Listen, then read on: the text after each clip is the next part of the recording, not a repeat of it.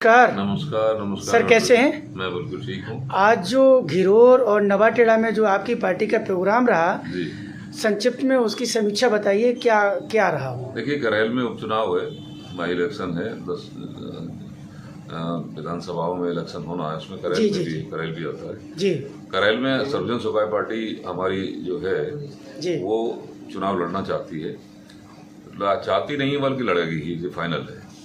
तो चुनाव लड़ेगी तो चुनाव कार्यालय का आवश्यक होना बहुत आवश्यक होता है।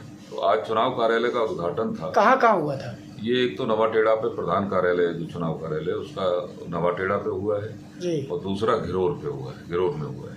दोनों कार्यालयों का उद्घाटन करने के लिए हमारे राष्ट्रीय अध्यक्ष महोदय आए थे और उनके साथ पूरी कार्यकारिणी, राष्ट्रीय महासचिव, प्रदेश महासचिव, कई जिलों के जिला अध्यक्ष भी थे और कार्यकर्ता सम्मेलन भी था साथ में। कार्यकर्ता सम्मेलन के दौरान कार्यकर्ताओं को संबोधन में आपने प्रमुख जो प्रमुख एजेंडा या प्रमुख जो बातें हैं, जो कार्यकर्ताओं को बुलाया था जिनको बताने के लिए, वो बताइएगा आप संक्षिप्त में। देखिए, कार्यकर्ताओं को बुलाने का मकसद हमारा ये था कि एक तो कार्यकर्ताओं को अपनी पार्टी के बारे में भी जानकारी देनी थी, उसकी नीतियों के बारे में जानकारी देनी थी।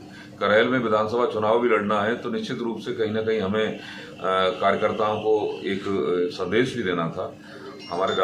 सर, जो प्रमुख नीतियां थी जिनके लिए आपने कार्यकर्ताओं को बुलाया था, कार्यालय का उद्घाटन हुआ, उस दौरान जो प्रमुख एजेंडा और पार्टी था वो आप मुझे बताइएगा संक्षिप्त में। देखो, पार्टी का एजेंडा संक्षिप्त में आपको बताऊं तो पार्टी का आधार जो है, जो एजेंडा का आधार है, वो हमारा DAPS है जी। DAPS आपको फुल इसका पूरा समझा भी दूं तो DAPS का मतलब है दलित, अल्पसंख्यक, पिछड़ा और सामान्य। सभी जातियों को लेकर हमारी सर्वजन सुखाय पार्टी ये संदेश देना चाहती है कि हम किसी जाति और धर्म के ऊपर राजनीति नहीं करते हैं और न करेंगे कभी। हमारी पार्टी सर्वजन सुखाय पार्टी जो है उस धर्मनिरपेक्ष पार्टी, वास्तविक धर्मनिरपेक्ष है। लोग कहते हैं अपनी कई पार्टियां ऐसी हैं जो अपने को धर्मनिरपेक्ष बताती हैं, लेकिन पूरी तौर से कहीं ना कहीं वो ऊपर से नीचे तक डूबी हुई हैं, धर्म के आधार पर राजनीति करती हैं, जाति के आधार पर राजनीति करती हैं। ये गंदी राजनीति हम लोग नहीं करना चाहते। कार्यालय के उद्घाटन के दौरान माननीय राष्ट्रीय अध्यक्ष जी भी आए होंगे जी, और उनके जो भाषण का जो प्रमुख बिंदु रहे कार्यकर्ताओं के लिए, वो क्या क्या रहे? देखिए, प्रमुख बिंदु की बात करूं तो ज़्यादातर लोग ये कहते हैं करेल और मैनपुरी, विशेष तौर से ये विधानसभा करेल और लोकसभा क्षेत्र मैनपुरी, ये समाजवादी पार्टी का गढ़ शब्द का प्रयोग किया जाता है।